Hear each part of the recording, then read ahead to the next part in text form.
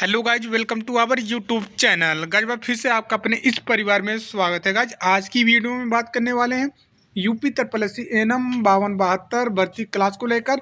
जैसा आप सभी को पता है, अपना जो सेशन चल रहा है 1000 प्रश्न का सीरीज।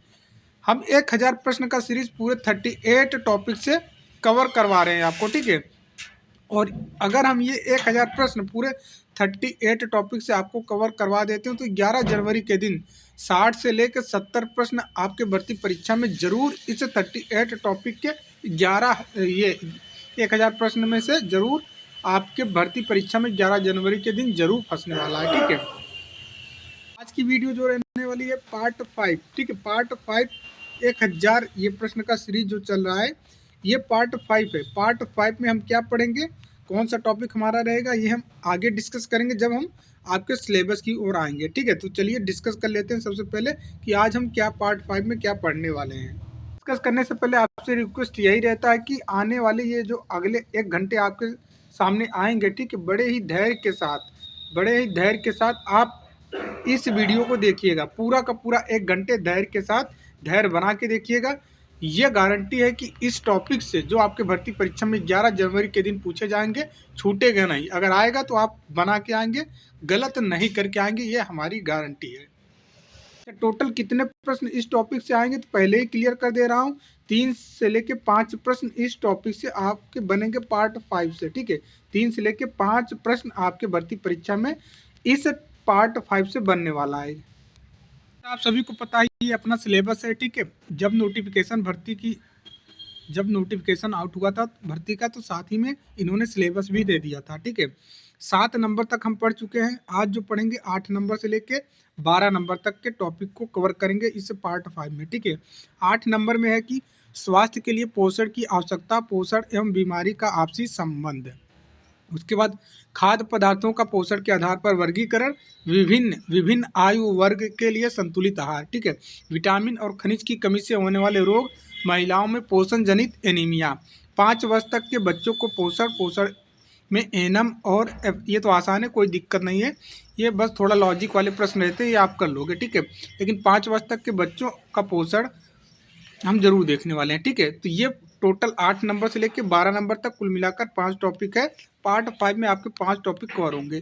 कितने प्रश्न आएंगे तो हमने आपको पहले ही बता दिया था कि आपके भर्ती में 3 से लेके 5 प्रश्न इस टॉपिक से आएंगे। अगर ये वीडियो आप मिस कर देते हो तो आपके 3 से 5 नंबर जा सकते हैं। क्यों? क्योंकि ये पूरी की पूरी थियरी लेटेस्ट अपडेट डाटा के अनुसार आपको पढ़ाया जा रहा है, जो आपके किताबों में भी नहीं है और यूट्यूब इतिहास पे कोई भी इतना अपडेट पढ़ाया भी नहीं है आज तक।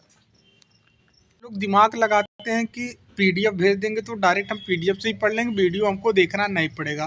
तो भैया कुछ ऐसे डाटा रहते हैं जो हम पीडीएफ में ना मेंशन करके वीडियो में ही क्लियर कर देते हैं, और वीडियो देखने के बाद आप पीडीएफ पढ़ते हो तो बहुत ही अच्छा समझ में आता है वो चीज़, ठीक है। तो वीडियो ज़रूर देखा करिए। सबसे पहले हम देखेंगे कि पोषण का महत्व क्यों है हर एक इंसान के लिए, चाहे वो बुजुर्ग हो, महिला हो, बच्चा हो, एडल्ट हो, सबके लिए क्या महत्व रखता है पोषण, ये जानना जरूरी है, ठीक है। पोषण हमारे स्वास्थ्य की आधारशिला है, ठीक है। आधारशिला मतलब समझ रहे हो ना, आधारशिला है, ठीक है। अच्छा पोषण शरीर को क्या करता है, ऊर्जा प्रदान करता है, जिससे हम रोजमर्रा के काम आसानी से कर सकते हैं। यह शरीर की कोशिकाओं को बढ़ने, मरम्मत करने और मजबूत बनाने के लिए जरूरी सामग्री उपलब्ध है। जो आप भोजन खाते हो, जो भी सामग्री आप खाते हो, ठीक है, इससे क्या होता है, कोशिकाओं को ऊर्जा मिलती है। कोशिकाओं को ऊर्जा मिलेगी तो हमारे शरीर को ऊर्जा मिलेगी, ठीक है। तो इससे क्या होगा, आपके जो कोशिकाएं हैं इसको इंक्रीज होने में, ठीक है, या फिर कोशिकाओं में जो किसी भी प्रकार की खराबी है, ठीक है, उसको मरम्मत करने में और उसको मजबूत बनाने में जरूरी रहता है, ठीक है। जरूरी सामग्री उपलब्ध कराता है। आगे हम पढ़ेंगे डिटेल में अच्छे से। देखिए, पोषण की कमी से क्या होता है, कुपोषण होता है। ये तो आपको अच्छे से पता है, ठीक है। कुपोषण से कई समस्याएं होती हैं, जैसे कि कमजोरी हुआ, बीमारियां हुआ, ठीक है। गंभीर मामलों में मृत्यु भी हो सकती है। अगर गंभीर मामलों में कुपोषण है तो भैया मृत्यु भी हो सकती है, खासकर बच्चों में, गर्भवती महिलाओं में, बुजुर्गों में। पोषण की कमी से शारीरिक और मानसिक विकास रुक सकता है। गर्भावस्था में कुपोषण से बच्चा कमजोर पैदा हो सकता है या जन्म के समय जटिलताएं आ सकती हैं, ठीक है। तो यहाँ पे आपको ध्यान में रखना है कि पोषण न केवल वृद्धि और विकास के लिए जरूरी है, बल्कि यह रोगों से लड़ने की क्षमता। जो भी लाइन को मैं हाईलाइट किया हूँ ये इम्पोर्टेंट है, ऐसे ही प्रश्न बनेगा, इसी लाइनों से ही प्रश्न बनेगा। बस एक एक चीज़ें यहाँ पे डिफरेंस दे के पूछेगा और उसी में कन्फ्यूज हो जाएंगे, इसलिए हम बोलते हैं कि थियरी। और मेरा कंसेप्ट यही रहता है कि आपको एमसीक्यू भी जब हम करवाते हैं तो पहले थियरी पढ़ाते हैं, फिर एमसीक्यू करवाते हैं। ये हमारा कंसेप्ट है, ताकि प्रश्न आप किसी भी, आप बोलते हो कि सर हम भूल जाते हैं, भूल तो जाएंगे, रटने वाला काम करेंगे तो भूल ही जाएंगे। कंसेप्ट को समझिए, उसके बाद एमसीक्यू की प्रैक्टिस करिए। ये असल में तैयारी होती, ईमानदारी तैयारी इसी को बोलते हैं। रट्टा मार वाली तैयारी नहीं होनी चाहिए। पोषण की कमी के प्रभाव, अगर पोषण की कमी है तो क्या प्रभाव होगा शरीर में? तो पहली बात तो वृद्धि और विकास पर असर पड़ेगा भैया, आपकी शरीर की वृद्धि और विकास पर असर पड़ेगा। बच्चों में पोषण की कमी से क्या होगा? शारीरिक और मानसिक विकास रुक जाता है। गर्भावस्था में अगर पोषण की कमी है तो माँ और बच्चे दोनों प्रभावित होते हैं, ठीक है। उसके बाद हम देखेंगे नेक्स्ट हेडिंग है पोषण की कमी से और क्या प्रभाव होते हैं। सर आपकी भर्ती में परीक्षा में पूछेगा, निम्नलिखित में से बताइए पोषण की कमी से कौन सा प्रभाव नहीं उत्पन्न होता है, ऐसे करके आएगा। पोषण की कमी से कौन सा प्रभाव नहीं उत्पन्न होता है? ऑप्शन दे देगा, बच्चों बच्चों बच्चों में वृद्धि और विकास पर असर पड़ता है, विशिष्ट कमी, रोग हो जाता है, प्रोटीन ऊर्जा कुपोषण हो जाता है। ये सभी ऑप्शन देगा, एक ऑप्शन डिफरेंट देगा, तो वहीं आपको चूज करना होगा कि कौन सा नहीं है। तो ऐसे भर्ती परीक्षा में पूछता है और पूछेगा, आने वाले समय में भी पूछेगा, इन फ्यूचर भी पूछेगा, ठीक है। तो हमेशा के लिए आपको ये ध्यान में रखना है कि पोषण की कमी से क्या क्या प्रभाव होते हैं। वृद्धि और विकास पर असर पड़ेगा, विशिष्ट कमी, रोग, जैसे कि पोषण तत्वों की कमी से कई बीमारियां उत्पन्न होती हैं, जैसे प्रोटीन ऊर्जा कुपोषण, ठीक है। ये आपको ध्यान में रखना है। क्वाशियोर सूजन वाली बीमारी इसको बोलते हैं, ठीक है। सूजन वाली बीमारी मतलब कि इसमें सूजन आ जाता है, ठीक है। और मरासमस में क्या रहता है? ये सूखी बीमारी होती है, ठीक है, इसमें सूजन नहीं दिखाई देता है। विटामिन की कमी से, जैसे रतौंधी, विटामिन ए की कमी से बेरी, विटामिन B1 की कमी से स्कर्वी, विटामिन सी की कमी से गलकंड, आयोडीन, ये बीमारियां गरीब और कम सुविधा वाले क्षेत्रों में ज़्यादा देखी जाती हैं, ठीक है। चलिए, रोग प्रतिरोधक क्षमता भी कम हो जाता है। अगर पोषण की कमी है तो रोग प्रतिरोधक क्षमता भी कम हो जाता है।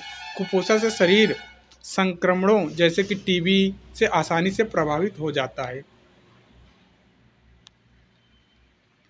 और पोषण की कमी से क्या प्रभाव होता है सर? तो मृत्यु दर और अस्वस्थता पे भी प्रभाव पड़ता है। भारत में कुपोषण से मृत्यु दर और मात्र मृत्यु दर बढ़ती है। अति पोषण, ओवर न्यूट्रिशन से भी समस्याएं, जैसे कि मोटापा।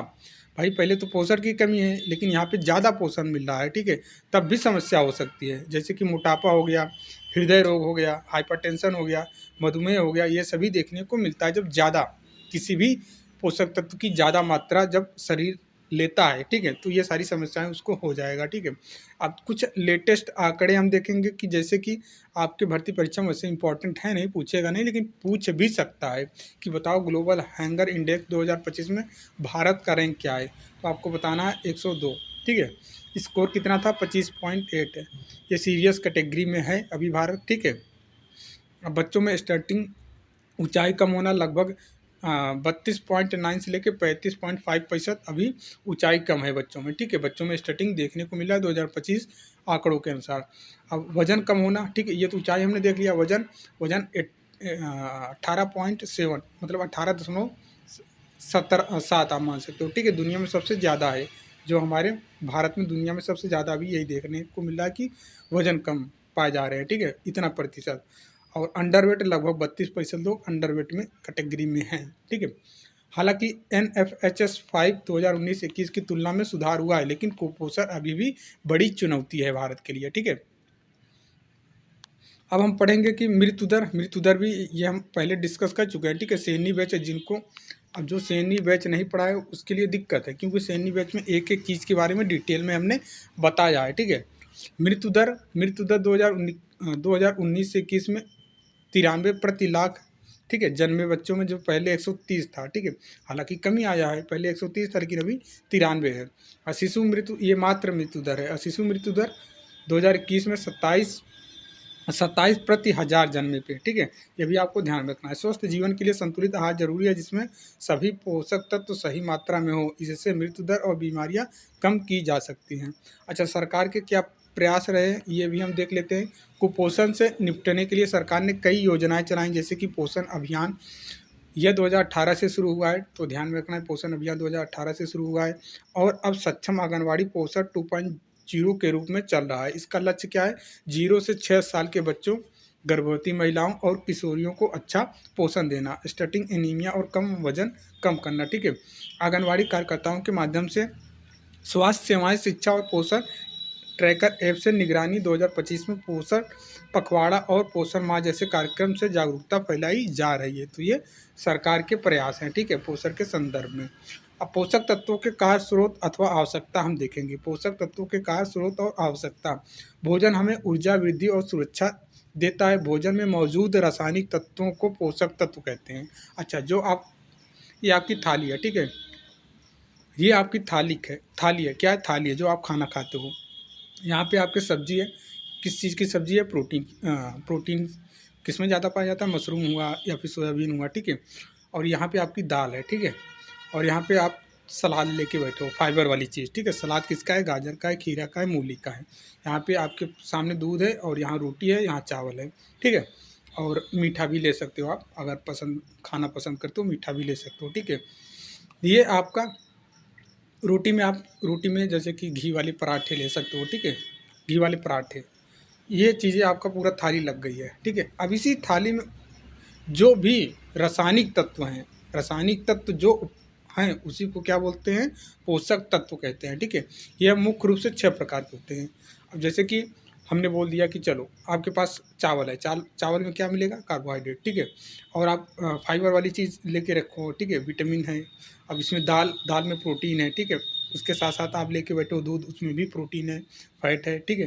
तो ये सभी क्या हैं? ये सभी क्या हैं सर? इसी को हम तो बोलते हैं, इसी को क्या बोलते हैं? पोषक तत्व ही बोलेंगे ना, क्योंकि जो भी थाली में हमारे रासायनिक तत्व उपलब्ध हैं इसी को हम पोषक तत्व कहते हैं। ये कितने प्रकार के होते हैं? 6 प्रकार के होते हैं। कौन कौन से? आइए एक एक के बारे में चर्चा हम करते हैं। कार्बोहाइड्रेट। कार्बोहाइड्रेट ऊर्जा का मुख्य स्रोत है, जैसे कि अनाज, चावल, गेहूँ, आलू, ठीक है। ये आपको ध्यान रखना है। चावल हुआ, चावल में कार्बोहाइड्रेट की मात्रा ज़्यादा होता है। गेहूं में, अनाज जितने हैं उसमें कार्बोहाइड्रेट की मात्रा ज़्यादा रहती है। आलू है, इसमें भी कार्बोहाइड्रेट रहता है। दैनिक कामों के लिए ऊर्जा, ठीक है।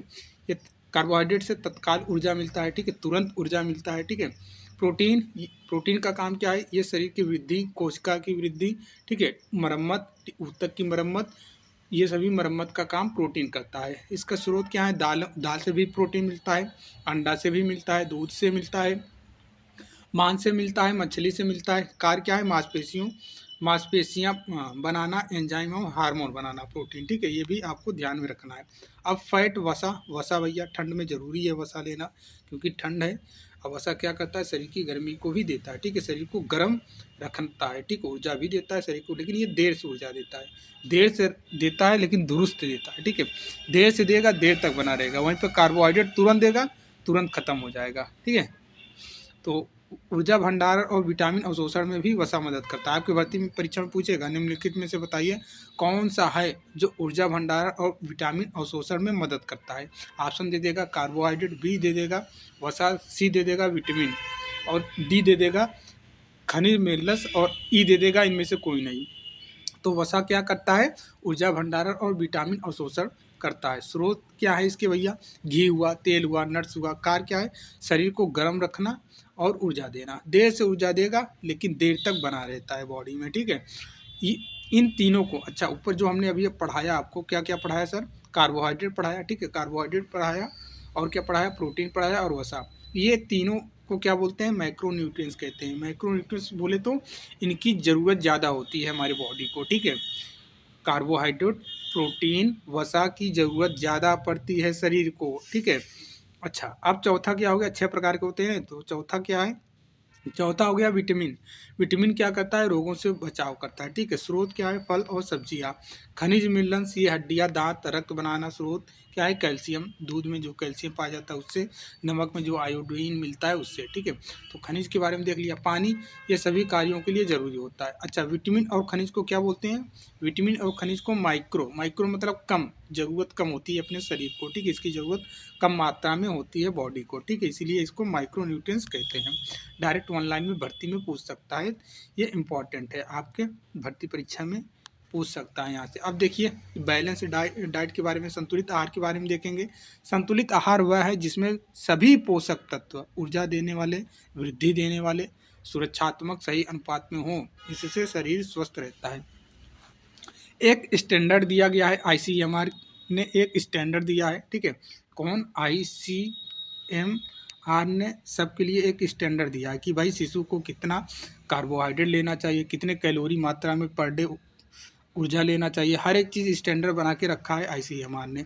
और आईसीएमआर के अनुसार जो भी आप खाते हो, ठीक है, सपोज दैट अभी आप एडल्ट हो, ठीक है, आप एडल्ट हो, आप थाली में सही मात्रा में आईसीएमआर के अनुसार आपने दाल लिया है, आईसीएमआर के डाटा के अनुसार आपने चावल लिया है, आईसीएमआर के डाटा के अनुसार आपने दूध लिया है, आईसीएमआर के डाटा के अनुसार आपने सलाद ले लिया है। तो आईसीएमआर के डाटा के अनुसार जो भी स्टैंडर्ड इन्होंने बनाया है, इसके अनुसार जो भी आप चीज़ें खा रहे हो, इसी को क्या बोलेंगे? संतुलित आहार, कि भाई आप बैलेंस डाइट खा रहे हो, ठीक है। ये चीज़ हो गया। अब हम पढ़ेंगे विभिन्न आयु वर्ग के लिए क्या क्या होते हैं, ठीक है। तो बच्चे में ज़्यादा प्रोटीन और कैल्शियम वृद्धि के लिए, ठीक है, बच्चे ज़्यादा प्रोटीन और कैल्शियम वृद्धि के लिए। गर्भवती महिलाओं को ज़्यादा क्या? आयरन और प्रोटीन और कैलोरी। बुजुर्ग के लिए आसानी से पचने वाला भोजन, ठीक है, फाइबर युक्त ज़्यादा भोजन खाना चाहिए। शारीरिक कार्य करने वालों के लिए ज़्यादा कार्बोहाइड्रेट मिलना चाहिए। प्रकार मूल्य के आधार पर, जैसे कि अब हमने देखा ये विभिन्न आयु वर्ग के अनुसार। अब हम देखेंगे कीमती संतुलित आहार, ठीक है, कीमती संतुलित आहार, जैसे कीमती जो पैसा से खरीदे जा सकते हैं, जो गरीब लोगों के बस की बात नहीं रहती है, ठीक है। दूध, जिसके पास पैसा रहेगा वही खरीद के दूध खा पाएगा या फिर पी पाएगा। मांस, मछली, अंडे और फल ज़्यादा मात्रा में ये महंगे होते हैं, ठीक है। तो महंगे संतुलित आहार इसको बोलते हैं। अच्छा, कहाँ भागे जा रहे हो भाई? आ जाओ यहाँ पे।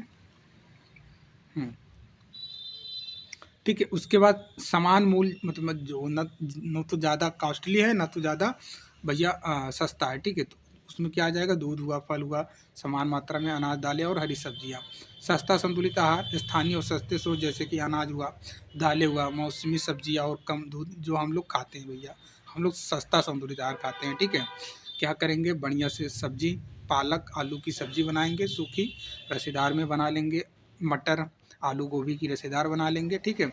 ये और 2 रोटी बना लेंगे, थोड़ा सा चावल बना लेंगे, सलाद ले लेंगे, गाजर और प्याज खीरा का, और 1 लीटर दूध जो घर पे रहता है, भैंस तो सबके यहाँ रहती है।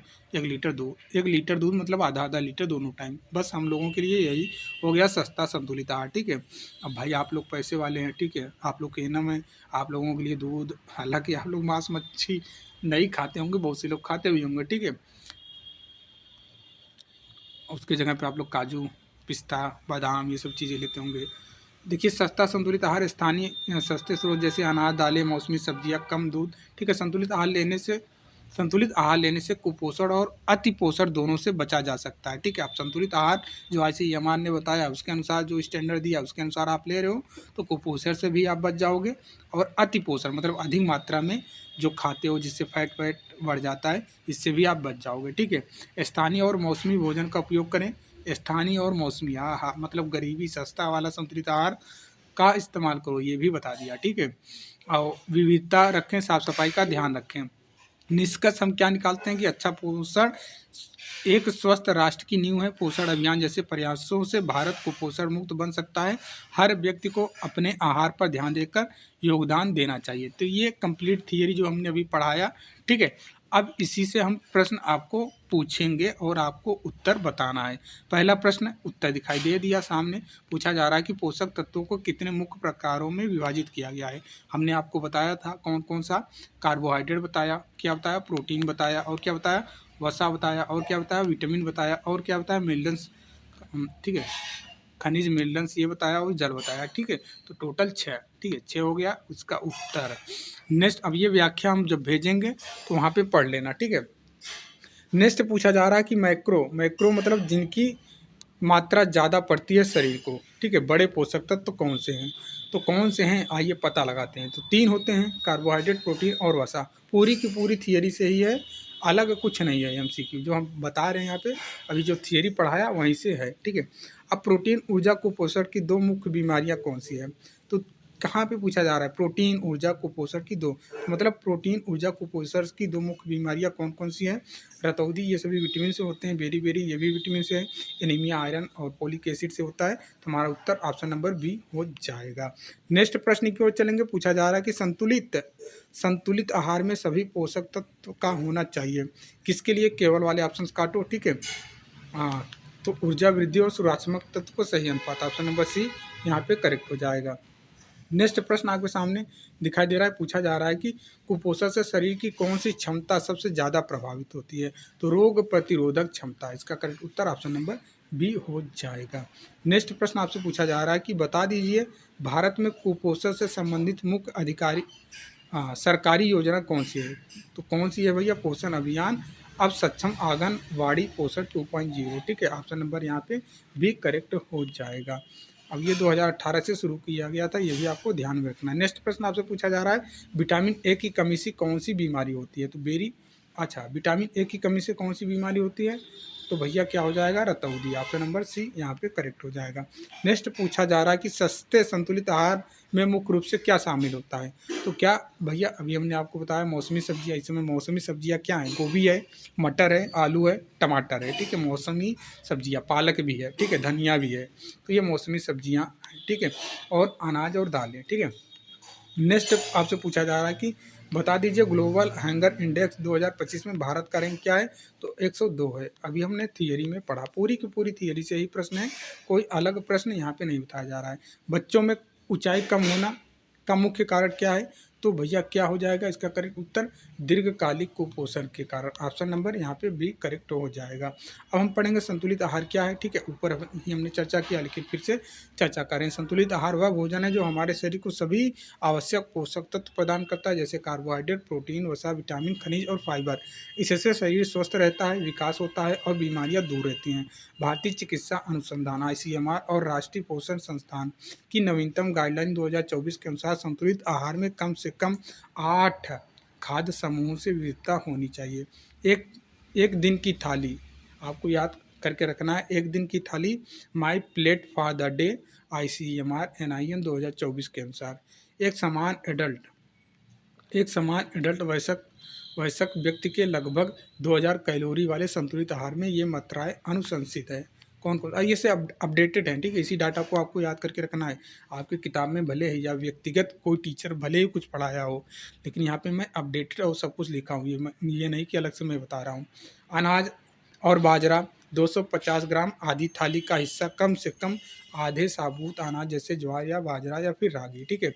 सब्जियां 400 ग्राम हरी पत्तेदार सब्जियां ज़्यादा शामिल करें, ये प्रतिदिन हम बता रहे हैं, ठीक है। फल हुआ 100 ग्राम, दाल, अंडा, मांस, मछली 85 ग्राम, दूध या फिर दूध से उत्पाद जो भी चीज़ें हैं ये 300 मिलीलीटर तक, ठीक है। अच्छा, यहाँ पे क्या लिख दिया भैया? 300 मिलीलीटर तक। नट्स और बीज ये 35 ग्राम तक, ठीक है। तेल और वसा 27 ग्राम सीमित मात्रा में। महत्वपूर्ण टिप्स भी दे रहे हैं, आपको याद करके रखना। महत्वपूर्ण टिप्स क्या है कि भैया नमक कम लें, नहीं तो हाइपरटेंशन हो जाएगा, बीपी बढ़ जाएगी, ठीक है। दिन में 5 ग्राम से कम, ठीक है। चीनी और अल्ट्रा प्रोसेस्ड फूड जैसे कि पैकेज, स्नैक, कोल्ड ड्रिंक की इन सब चीज़ों से बचना होता है। प्रोटीन सप्लीमेंट की ज़रूरत नहीं है, संतुलित आहार भोजन से ही पूरी हो जाती है, ठीक है। सप्लीमेंट लेना भी ज़रूरी नहीं है। हाँ, एक चीज़ ज़रूरी है कि एक्सरसाइज ज़रूर किया करिए। यह थाली छिपी भूख माइक्रोन्यूट्रिएंट की कमी को रोकती है और मोटापा, डायबिटीज़ जैसी बीमारियों से बचाता है। ऊपर हमने पूरा थाली आपको समझा दिया। अब इसी थाली के अनुसार डेली खाना खाया करिए आप लोग। विभिन्न आयु वर्गों की पोषण आवश्यकताएं आईसीएमआर गाइडलाइंस के आधार पर हम देखेंगे। अब देखिए, पहले नंबर पे 0 से 12 महीने शिशु के लिए, ठीक है। 0 से 12 महीने शिशु के लिए पहले 6 महीने केवल माँ का दूध, ठीक है। केवल माँ का ही दूध जरूरी होता है, यह सभी ज़रूरतों को पूरा करता है, चाहे वो कैलोरी हुआ, प्रोटीन हुआ, विटामिन हुआ या फिर इम्यूनिटी, ठीक है। तो पहले 6 महीने केवल माँ का दूध ही दिया जाता है शिशु को, ठीक है। 6 महीने के बाद आप क्या कर सकते हो? माँ का दूध कंटिन्यू रखिए, ठीक है। लेकिन माँ के दूध के साथ जैसे कि सेमी सॉलिड पूरक आहार शुरू कर दें, जैसे कि फलों का रस हुआ, ठीक है। और दाल का पानी हुआ, सब्जियों की पूरी, ठीक है, मतलब जो हल्का भोजन है, खिचड़ी दाल, सेमी सॉलिड बोला गया ना। अब 1 साल तक आप क्या करेंगे, 1 साल तक क्या करेंगे, 1 साल तक माँ का दूध मुख्य रहना चाहिए। माँ का दूध तो पिलाना ही पिलाना है, ठीक है। धीरे-धीरे परिवार का भोजन दें, जो आप लोग खाते हो, ठीक है, उसको खिलाने की आदत थोड़ा-थोड़ा डाल लें, ठीक है। स्तनपान कम से कम 2 साल तक जारी रखें, ये भी इम्पोर्टेंट है। कम से कम 2 साल तक स्तनपान जारी रखें, इससे कुपोषण रुकता है। छोटे बच्चे जो 1 से 5 साल के हैं, उनके लिए क्या रखेंगे हम, उनके तेज विकास के लिए पौष्टिक भोजन ज़रूरी है। परिवार का समान भोजन दें, लेकिन पौष्टिक बनाएँ। दूध, अंडा, दालें, हरी सब्जियाँ, पौष्टिक मतलब स्वादिष्ट और पौष्टिक दोनों अलग होता है, ठीक है। ये मत सोचना कि स्वादिष्ट का मतलब होता है कि दूध, अंडा, दालें, हरी सब्जियाँ, नहीं, ये पौष्टिक में आ जाएगा। स्वादिष्ट चटपटा, स्पाइसी इसको बोलते हैं, मसालेदार, तीखी इसको स्वादिष्ट बोलते हैं। लेकिन पौष्टिक दूध, अंडा, दालें, हरी सब्जियाँ, फल ज़्यादा। रोज़ाना दूध, दही, अनाज, दालें, सब्जियाँ, ठीक है। भी आप सभी लोगों को आप लोग बोलते हो ना कि सर हमारे पास बच्चा है इसलिए हम नहीं पढ़ पाते हो, तो अपने बच्चों को क्या ये चीज़ें आप दे पाते हो? ठीक है, 1 से 5 साल के अंदर ही होंगे आपके बच्चे, ठीक है। तो क्या इसको आप खाने में ये सब चीज़ें देते हो? कमेंट करके ज़रूर बताना। Vitamin A, vitamin A, iron, calcium की विटामिन ए, आयरन, कैल्शियम की कमी ना हो, हरी सब्जियाँ और फल शामिल करें। 1 साल के बच्चे को लगभग 1000 से 12 कैलोरी चाहिए, जो उम्र बढ़ाने पर बढ़ती है। ये डाटा इंपॉर्टेंट है, ठीक है, डायरेक्ट भर्ती परीक्षा में पूछेगा। बताओ 1 साल के बच्चे को कितना चाहिए? प्रतिदिन कैलोरी कितनी आवश्यकता होती है? तो 1000 से लेके 1200। स्कूली बच्चे, अब हम देखेंगे स्कूली बच्चे जो 5 से लेके 15 साल के होते हैं। इनमें विकास और पढ़ाई के लिए संतुलित आहार ज़रूरी है। दूध हुआ, अंडा हुआ, मांस मछली हुआ, शाकाहारी शाकाहारी के लिए दालें हुआ, ठीक है, हरी सब्जियां, फल पर्याप्त मात्रा में दें। भारत में अक्सर कैलोरी, प्रोटीन और विटामिन की कमी होती है। मिड डे मील जैसे कार्यक्रम मदद करते हैं। रोज़ाना एक्सरसाइज और खेल कूद में शामिल करें। ये नहीं कि उसको घर के अंदर बैठा दो और बोलो कि चलो मोबाइल देखो, पढ़ो। नहीं भाई, एक्सरसाइज भी ज़रूरी होता है।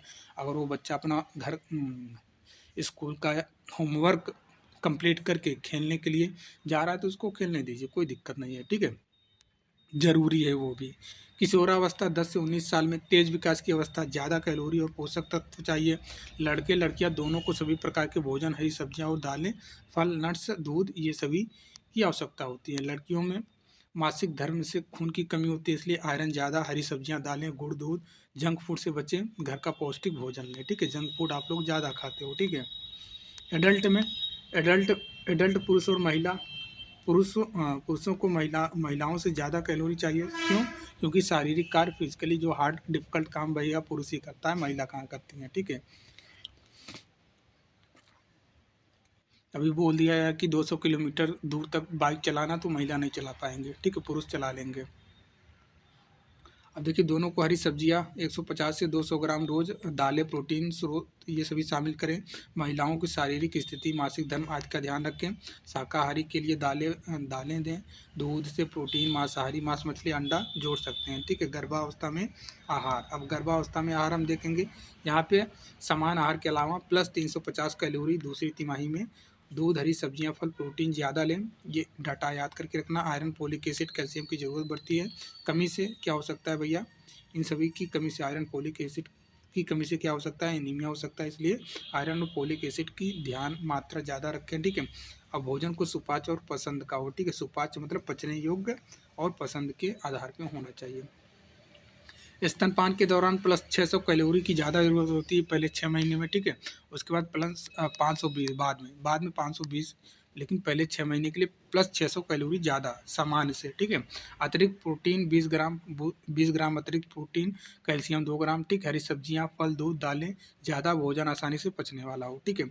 अब वृद्धावस्था में 50 साल बाद भैया, 50 साल बाद क्या हो जाता है, पाचन स्थिति कमज़ोर हो जाती है। इसलिए हमें फाइबर युक्त ज़्यादा खाना होता है। ऊर्जा की ज़रूरत कम होती है, क्योंकि इंसान बैठ के खाली आग जलाकर ही आग को क्या करता है, आग को लेता रहता है, सेकता रहता है शरीर को, और कुछ करता नहीं है, ठीक है। 50 साल के बाद घर में बस समाचार लगा लेगा, कोई सा भी न्यूज़, उसी को इंसान देखेगा, कोई मतलब नहीं है दुनियादारी से, ठीक है।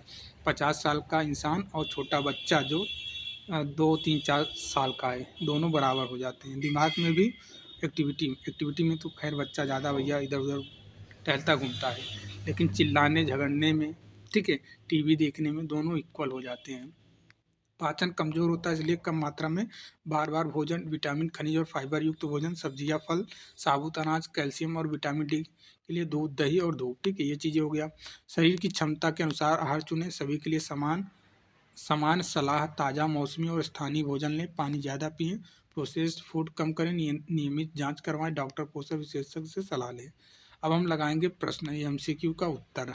अगर आपने पूरी थियरी पढ़ा है तो उसी थियरी के अनुसार ये पूरे के पूरे प्रश्न है। ठीक है, पूछा जा रहा है कि आईसीएमआर की नवीनतम गाइडलाइन 2024 के अनुसार एक समान वयस्क एडल्ट व्यक्ति की दैनिक थाली में अनाज और बाजरे की अनुशंसित मात्रा कितनी है? तो कितनी है ऊपर हमने आपको बताया, तो 250 ग्राम इसका करेक्ट उत्तर हो जाएगा। नेक्स्ट प्रश्न आपके सामने दिखाई दे रहा है, शिशु के लिए जीवन के पहले 6 महीनों में सबसे उत्तम आहार क्या है? तो क्या है भैया, कहाँ पे है? केवल माँ का दूध। अब यहाँ पे केवल वर्ड देखकर कैंसिल ना कर देना, ठीक है, ये भी ध्यान में रखना है। मैंने बोला कि केवल, तो केवल ये समझकर कैंसिल आउट मत कर देना, गलत हो जाएगा। माँ का दूध 6 महीने तक केवल पिलाना ही होता है, इसका सही उत्तर है। नेक्स्ट प्रश्न आपके सामने दिखाई दे रहा है, पूछा जा रहा है कि गर्भावस्था में समान संतुलित आहार के अलावा कितनी अतिरिक्त कैलोरी की आवश्यकता होती है? गर्भावस्था में समान के अलावा 350। ठीक है, ये नवीनतम गाइडलाइन के अनुसार है, तो ध्यान में रखना है आपको। आपके बुक में कुछ और दिया होगा। ठीक है, स्तनपान कराने वाली माँ को पहले 6 महीनों से समान आहार के अलावा कितनी अतिरिक्त कैलोरी चाहिए? तो इसका करेक्ट उत्तर क्या हो जाएगा? Option number C, D, 600। ठीक है, अब नेक्स्ट प्रश्न आपके सामने दिखाई दे रहा है, किशोरावस्था में लड़कियों को विशेष रूप से किस पोषक तत्व की अधिक आवश्यकता होती है, क्योंकि मासिक धर्म से रक्त की हानि होती है? तो इसका करेक्ट उत्तर हो जाएगा ऑप्शन नंबर बी, आयरन। ठीक है, नेक्स्ट प्रश्न आपके सामने दिखाई दे रहा है, पूछा जा रहा है कि भैया संतुलित आहार की थाली में सब्जियों की अनुशंसित दैनिक मात्रा कितनी है? तो इसका करेक्ट उत्तर हो जाएगा ऑप्शन नंबर यहाँ पे सी, 400 ग्राम। ठीक है, नेक्स्ट प्रश्न आपसे पूछा जा रहा है कि वृद्धावस्था में आहार संबंधी सबसे उचित सलाह क्या है? तो भैया कम मात्रा में बार बार भोजन करें। ठीक है, थोड़ा थोड़ा खाएं, जल्दी जल्दी खाएं। नेक्स्ट प्रश्न आपसे पूछा जा रहा है कि संतुलित आहार में नट्स और बीजों बीजों मेवे एवं बीज की दैनिक अनुशंसित मात्रा कितनी है? इसका करेक्ट उत्तर हो जाएगा ऑप्शन नंबर सी, 35 ग्राम। इसका करेक्ट उत्तर ऑप्शन नंबर सी हो जाएगा। 6 महीने के बाद शिशु को क्या शुरू करना चाहिए जबकि माँ का दूध जारी रखें? तो भैया 6 महीने के बाद आप क्या कर सकते हैं? पूरक आहार। ठीक है, पूरी तरह ठोस नहीं। ठीक है, पूरी तरीके से ठोस नहीं, मीठे बिस्किट नहीं, केवल फार्मूला मिल्क नहीं, पूरक आहार आप दे सकते हैं। ठीक है, नेक्स्ट प्रश्न आपसे पूछा जा रहा है कि आईसीएमआर के गाइडलाइंस में दूध एवं दूध उत्पादों को दैनिक अनुशंसित मात्रा एडल्टों के लिए कितनी है? तो इसका करेक्ट उत्तर हो जाएगा option number C, 30 millilitre, 300 ml। ठीक है, 30 नहीं, 300 ml। ठीक है, हम कुछ तालिका आपके सामने रख रहे हैं, इस तालिका को अच्छे से पढ़ना है क्योंकि भर्ती परीक्षा में डायरेक्ट प्रश्न पूछता है। तो पहला तालिका फर्स्ट आपके सामने दिखाई दे रहा है, ये अपडेटेड है आपके किताब में। मैं बार बार बोल रहा हूँ कि आपकी किताबें ओल्ड हैं, वहाँ पे डाटा कुछ और दिया होगा, लेकिन ये सभी डाटा अपडेट हैं। ठीक है, तो इसी डाटा को आपको ध्यान में रखना होगा। शिशु और बच्चों की पोषणिक आवश्यकता। ठीक है, आयु वर्ग जन्म से 6 माह तक, शरीर का भार 5.4 किग्रा होना चाहिए। ठीक है, अगर शरीर का भार 5.4 किग्रा है तो ऊर्जा की कितनी ज़रूरत पड़ेगी प्रतिदिन? तो आप बताओगे कि 500 से लेके 550 किलो कैलोरी प्रतिदिन। अब प्रोटीन की कितनी आवश्यकता पड़ेगी? तो 8 से लेके 9 ग्राम प्रतिदिन। ठीक है, ये हो गया। उसके बाद 6 माह से 1 वर्ष के संदर्भ में शरीर का भार 8.4 किग्रा और ऊर्जा की जरूरत कितनी पड़ेगी? 670 से लेकर 710 किलो कैलोरी प्रतिदिन। प्रोटीन कितना? 10 से 11 ग्राम प्रतिदिन। और वहीं पे 1 वर्ष से 3 वर्ष के संदर्भ में शरीर का भार कितना होना चाहिए? 12.9 किग्रा। ऊर्जा की कितनी ज़रूरत पड़ेगी? 1060 किलो कैलोरी प्रतिदिन। प्रोटीन 12 से 13 ग्राम प्रतिदिन। ठीक है, उसके बाद नेक्स्ट 4 से 6 वर्ष के संदर्भ में शरीर का भार 18.1 किग्रा, 18.1 किग्रा। ठीक है, ऊर्जा 1350 किलो कैलोरी प्रतिदिन। प्रोटीन 16 ग्राम प्रतिदिन। और वहीं पर 7 वर्ष से 9 वर्ष के संदर्भ में शरीर का भार 25.1 किग्रा, ऊर्जा 1690 किलो कैलोरी प्रतिदिन। प्रोटीन 23 ग्राम प्रतिदिन। तो ये सभी डाटा आपको ध्यान रखना है। ठीक है, उसके बाद 10 वर्ष से लेकर 12 वर्ष के लड़के में शरीर का भार 34.3 किग्रा, ऊर्जा 2190 किलो कैलोरी प्रतिदिन। प्रोटीन 32 ग्राम प्रतिदिन। और वहीं पे 10 से लेकर 12 वर्ष लड़कियों में जो वेट होना चाहिए 35.0 किग्रा के लिए। ऊर्जा की ज़रूरत कितनी पड़ेगी 2010 किलो कैलोरी प्रतिदिन और प्रोटीन 33 ग्राम। अब इसी प्रकार आपको सेकंड तालिका 13 से लेकर 18 वर्ष किशोरों के लिए, ठीक है। किशोरों के लिए क्या है, ये आप इसी प्रकार जैसे ऊपर आपने पढ़ा, इसको वीडियो को स्टॉप करके पढ़ लीजिए, ठीक है। इसी प्रकार तालिका थर्ड भी आपको पढ़ना है, तालिका थर्ड भी इसी प्रकार ही पढ़ना है, ठीक है। वीडियो को स्टॉप करके पढ़ लीजिए सारा। अब ये भी वीडियो को पॉज करके पढ़ लीजिए। तालिका नंबर 4 सभी के लिए हमने बता दिया है। ये टेबल लेटेस्ट अपडेट डाटा के अनुसार है, ठीक है। अब देखिए गर्भावस्था तथा स्तनपान इम्पॉर्टेंट है, यहाँ पे बताया गया है ना। गर्भावस्था में प्लस 350 अतिरिक्त है, ठीक है। 1900 से वैसे तो 1900 से 2100 की ज़रूरत होती है, लेकिन गर्भावस्था में ये 350 जरूरी हो जाएगा। स्तनपान पहले 6 माह में प्लस 600। कैलोरी की बात हो रही है। और प्रोटीन समान महिला के लिए 46 और गर्भावस्था में प्लस 22 अधिक पहले तीसरी तिमाही में, ठीक है। तीसरी तिमाही में स्तनपान के समय 0 से 6 में प्लस 17 ज़्यादा। तो ये सभी टेबल आपको याद करके रखना है, ठीक है।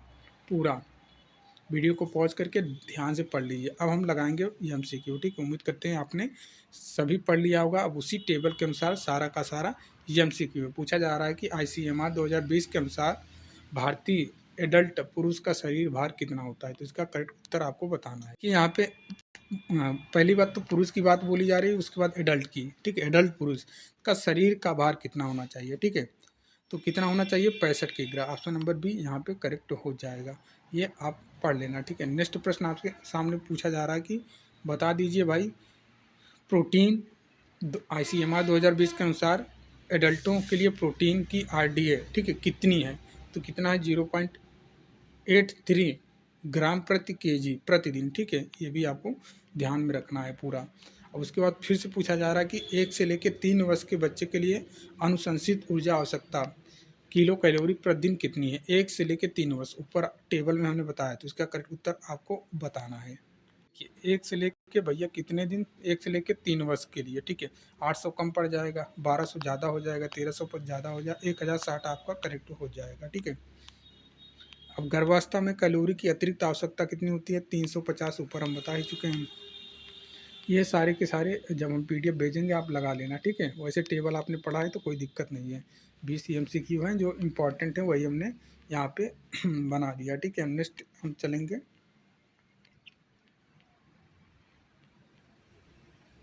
टेबल अगर आपने पढ़ा है तो कोई दिक्कत नहीं है, पूरा टेबल से ही ये एमसीक्यू है। टेबल हमने आपको दिखाया। अब हम पढ़ेंगे विटामिन और मिनरल्स की कमी। विटामिन और मिनरल्स की कमी से होने वाले प्रमुख रोग जो इम्पॉर्टेंट है, लास्ट टाइम पूछा था तो यहाँ भी आपके भर्ती परीक्षा में पूछ सकता है। विटामिन और मिनरल्स हमारे शरीर के लिए बहुत ज़रूरी पोषक तत्व हैं। इनकी कमी से कई तरह की बीमारियाँ हो सकती हैं, जैसे कि कमजोरी आ जाएगा शरीर को, ठीक है।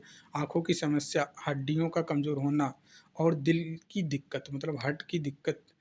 WHO के अनुसार दुनिया भर में करोड़ों लोग इन कमियों से प्रभावित हैं। 2025 के आंकड़ों के मुताबिक 5 साल से कम उम्र के आधे से ज़्यादा बच्चे विटामिन और मिनरल्स की कमी से जूझ रहे हैं। सोचिए, यह कमी खराब आहार या फिर इन्फेक्शन या फिर बीमारियों से होता है। सही समय पर इलाज और रोकथाम से इन बीमारियों को आसानी से कंट्रोल किया जा सकता है, ठीक है। नीचे प्रमुख रोगों के बारे में सरल भाषा में जानकारी दी गई है जो लेटेस्ट गाइडलाइन 2025 के अपडेटेड पर आधारित है, ठीक है। जैसे कि आपकी भर्ती परीक्षा में पूछेगा बेरी के बारे में, तो विटामिन B1 इसका रासायनिक नाम थायमिन, ठीक है। थायमिन विटामिन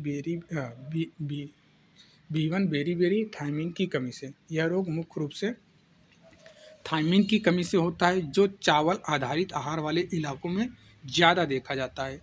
WHO के अनुसार यह विकासशील देशों में अभी भी एक समस्या है। विकासशील देशों में अभी भी एक समस्या है। यह 2 प्रकार के होता है, ठीक है। बेरी पहला ड्राई बेरी, उसके बाद वेट बेरी। अच्छा, ड्राई के बारे में क्या है सर, इसमें भूख कम लगना, हाथ पैरों में सुन्नपन, चलने में मुश्किल, मांसपेशियों की कमजोरी और लकवा जैसी समस्या होती है। आर्द्र बेरी में क्या होगा, इसमें ऊपर के लक्षणों के अलावा दिल का आकार बढ़ना, पैरों में सूजन, दिल की धड़कन तेज होना, सांस लेने में तकलीफ और दिल का दौरा पड़ सकता है। तो ये भी ध्यान में रखना है ड्राई बेरी और वेट बेरी में। ड्राई और आर्द्र बेरी में क्या अंतर है।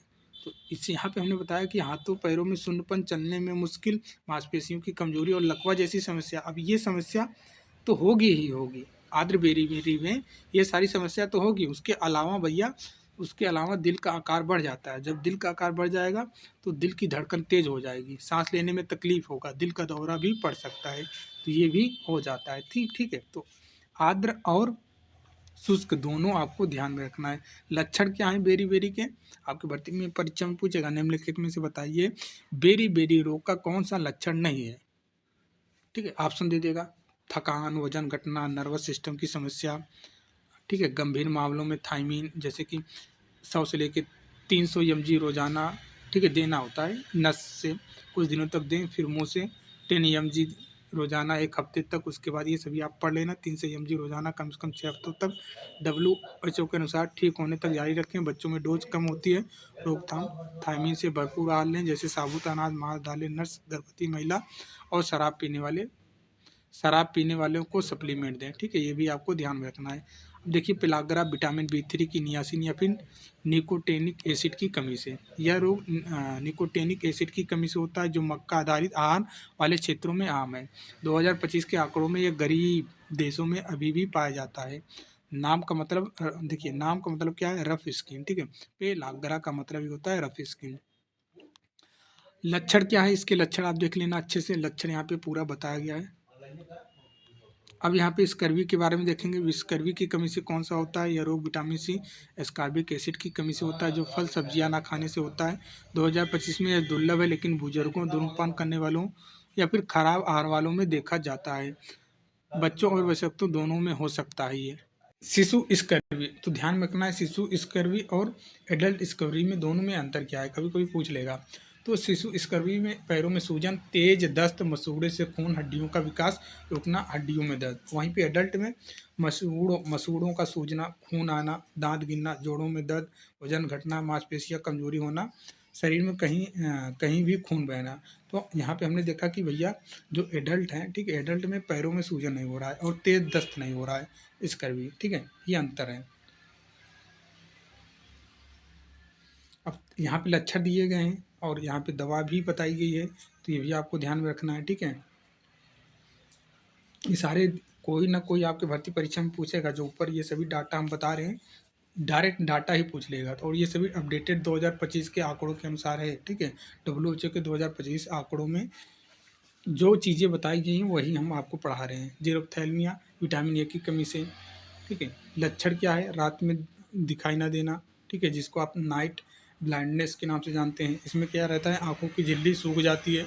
जीरोसिस कंजक्टाइवा, कानिया धुंधली होना, जीरोसिस कानिया, सफ़ेद धब्बे, विदाउट स्पॉट, कानिया नरम होना। कोई सा भी पूछेगा, बताइए जीरोसिस कानिया का मतलब क्या हुआ, विदाउट स्पॉट का मतलब क्या हुआ, एटोमलेशिया का मतलब क्या हुआ, ये सभी पूछ लेगा। तो ये सभी आपको पढ़ना है पूरा का पूरा अच्छे से। ठीक है, ये PDF हम भेजेंगे तो अच्छे से वहाँ पे आप नोट्स नहीं बनाए तो नोट्स अब क्या, आप समय तो आए नहीं, 2-3 बार आप पढ़ लेना, याद हो जाएगा। ठीक है, अन्य प्रभाव भी विटामिन ए की कमी से अनेक समस्याएं, जैसे विटामिन ए की कमी मुख्य रूप से आंखों को प्रभावित करती हैं।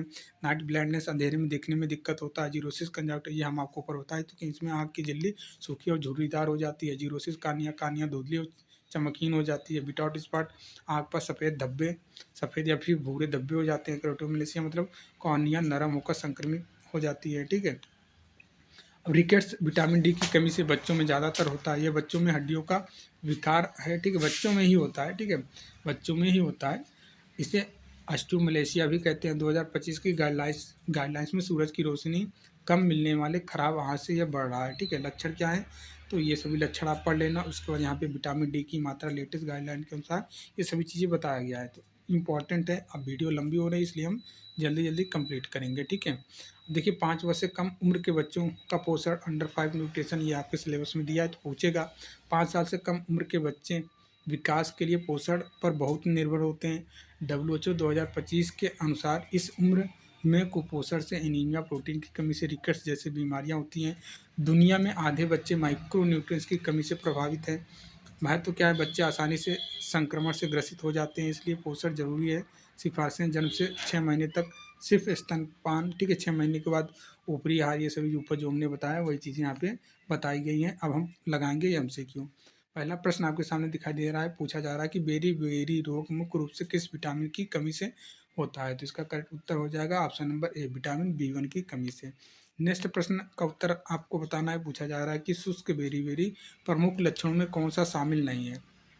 ऊपर आपने थियरी में पढ़ा कि भैया शुष्क बेरी-बेरी, ठीक है, ड्राई बेरी-बेरी में क्या रहता है, हृदय वृद्धि नहीं होता है, ठीक है, पैरों में सूजन और हृदय वृद्धि। ऑप्शन नंबर सी ये आपका हो जाएगा, किसका है, ये आर्द्र बेरी-बेरी का है, ठीक है, लक्षण।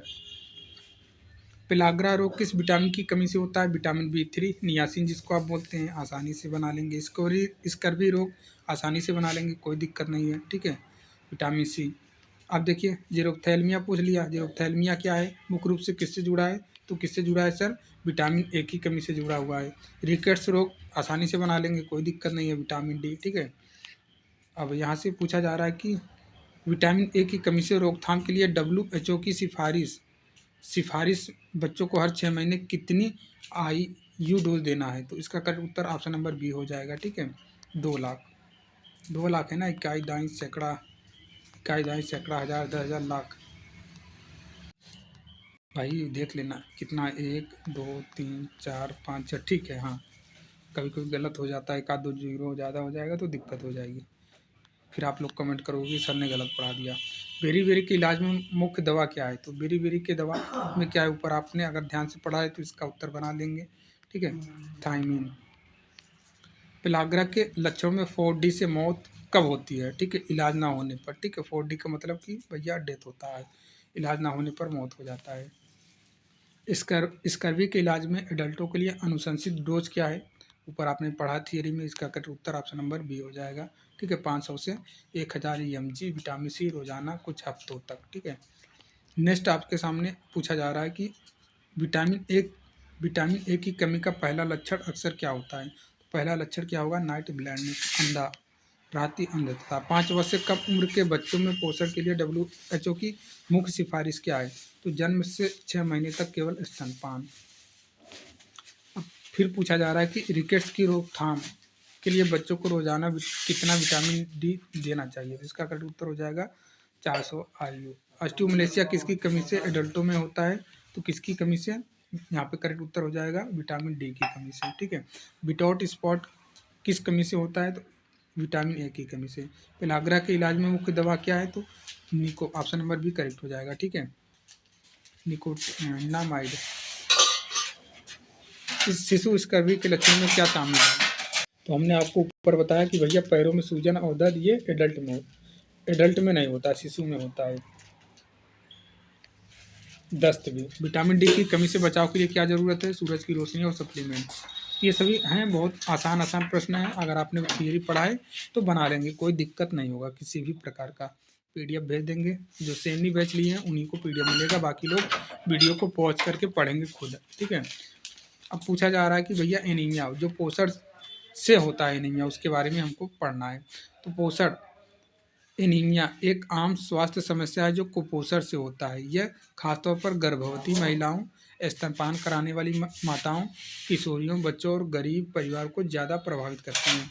भारत जैसे विकासशील देशों में यह बड़ी चुनौती है। नवीनतम आंकड़ों के अनुसार भारत में 15 से 49 साल, भैया भारत में 15 से लेकर 49 साल की महिलाओं में एनीमिया की दर लगभग 57% है, जबकि 6 से लेकर 59 महीने के बच्चों में यह 67% तक है।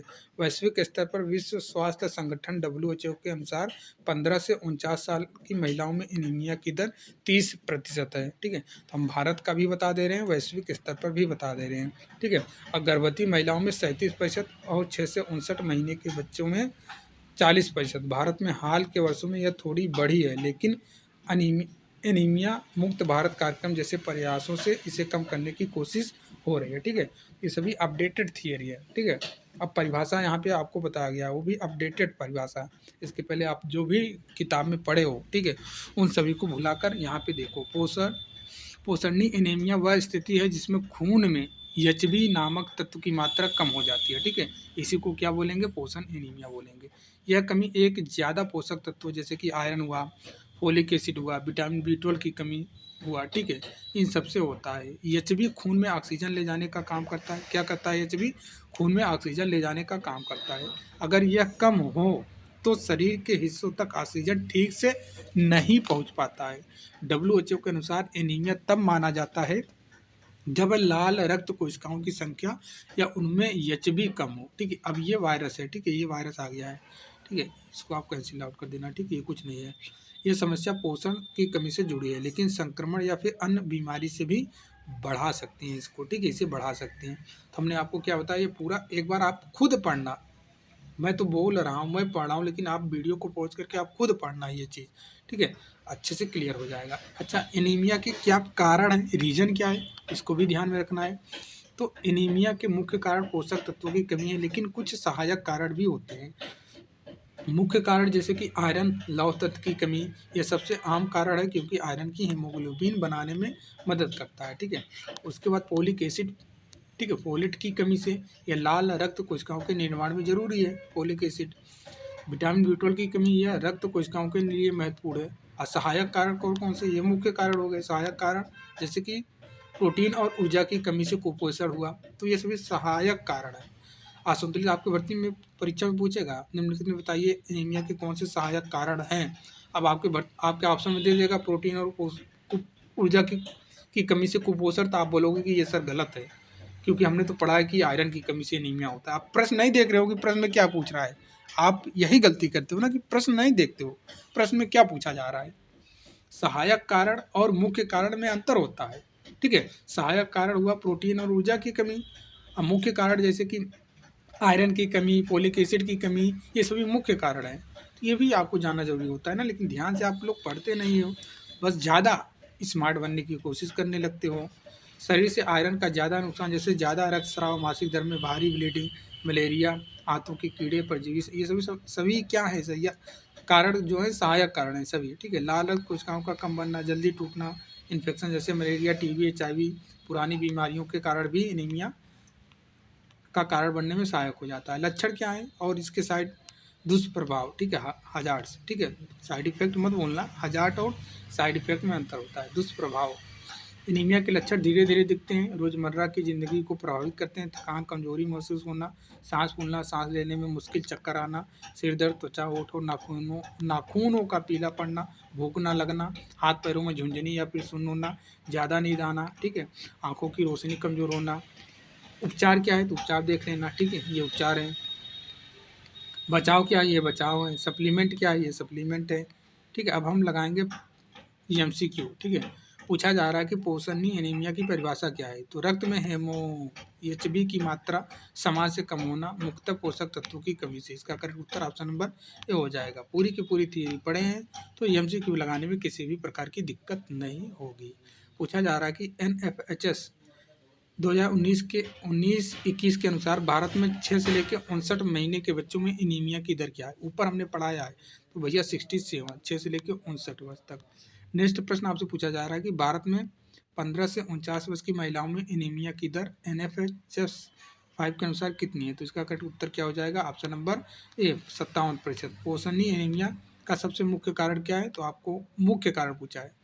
सबसे मुख्य कारण क्या है, सहायक कारण नहीं, मुख्य कारण क्या है, तो इसका करेक्ट उत्तर हो जाएगा आयरन और लौह तत्व की कमी। ठीक है, नेक्स्ट आपसे पूछा जा रहा है कि एनीमिया के समान लक्षणों में कौन सा शामिल नहीं है। थकान और कमजोरी है, त्वचा का पीलापन है, सांस फूलना है, भूख बढ़ना। इसका करेक्ट उत्तर हो जाएगा ऑप्शन नंबर डी, भूख बढ़ना नहीं, भूख नहीं बढ़ता है। ठीक है, नेक्स्ट पूछा जा रहा है कि अनीमिया मुक्त भारत कार्यक्रम के तहत गर्भवती महिलाओं को कितना आयरन दिया जाता है। तो इसका करेक्ट उत्तर हो जाएगा option number A, 60 mg iron plus 400 oleic acids. अब पूछा जा रहा है कि एनीमिया से बचाव के लिए सबसे प्रभावी उपाय क्या है। तो क्या है भैया, आयरन युक्त आहार और सप्लीमेंट का सेवन करना। नेक्स्ट आपसे पूछा जा रहा है कि पोषणीय एनीमिया का गंभीर दुष्प्रभाव क्या हो सकता है। तो इसका correct Uttar option number A हो जाएगा। ओ सॉरी, उपरोक्त सभी, ये सभी ध्यान में रखना है, हमने देखा नहीं और ऑप्शन। ठीक है, गर्भवती महिलाओं में समय से पहले प्रसव या बच्चे की कम वजन, बच्चों में वृद्धि विकास पर असर, कार्य क्षमता कम हो, तो ये सभी होता है। ठीक है, नेक्स्ट आपसे पूछा जा रहा है कि सहायक कारणों में कौन सा एनीमिया बढ़ाता है। सहायक कारण पूछा है, तो सहायक ये सभी हैं, आंतों के कीड़े, मलेरिया, भारी मासिक धर्म, उपरोक्त सभी, तो ये सभी एनीमिया के सहायक कारण हैं। मुख्य कारण और सहायक कारण दोनों में अंतर है। वैश्विक स्तर पर पूछा जा रहा है कि प्रजनन आयु की महिलाओं में एनीमिया की दर लगभग कितनी है। तो इसका करेक्ट उत्तर हो जाएगा 30 से लेकर 37%। तो ये सभी हमने आपको आज का जो टॉपिक पढ़ाया आपको टोटल 5 टॉपिक हमने पढ़ाया। आपका 38 टॉपिक में से 12 टॉपिक हमने पढ़ा दिया, ठीक है। अब इन टॉपिक से जो हमने पढ़ा दिया, इससे बाहर नहीं आएगा प्रश्न, ठीक है। अच्छा, कुछ 92-12 में जो पूछा गया था हम देख लेते हैं इस टॉपिक से। 92-12 में, ठीक है, 92-12 भर्ती में जो निकल के आई थी एनएम की, उसमें क्या इस टॉपिक से प्रश्न बने हैं? आइए चल के देखते हैं। आप समझ ही सकते हो पोषण से ही है, ठीक है। यहाँ पे जैसे पूछा जा रहा है कि जब शिशु बिना किसी अतिरिक्त भोजन या पेय के, ये देखिए 92-12 का पेपर है, ठीक है, 92-12 का, और यही same to same question Bihar NHM NM में पूछा गया था। सेम टू सेम डिट्टो यही प्रश्न था, नाम भी यही दिया था, विशेष या फिर अनन्य स्तनपान। हमने आपको करवाया है, ठीक है, इसलिए हमारी निगाह यहाँ पे पड़ गई। तो पूछा जा रहा है कि जब 6 महीने तक आप केवल दूध पिला रहे हो, माँ का केवल दूध पिला रहे हो, तो यहाँ तक कि कोई भी मतलब कि यहाँ तक कोई भी पानी भी नहीं देते हो, तो इसको क्या क्या बोलते हो? तो विशेष स्तनपान बोल सकते हो या फिर अनन्य स्तनपान बोल सकते हो। तो इसका करेक्ट उत्तर ये वाला हो जाएगा, ठीक है।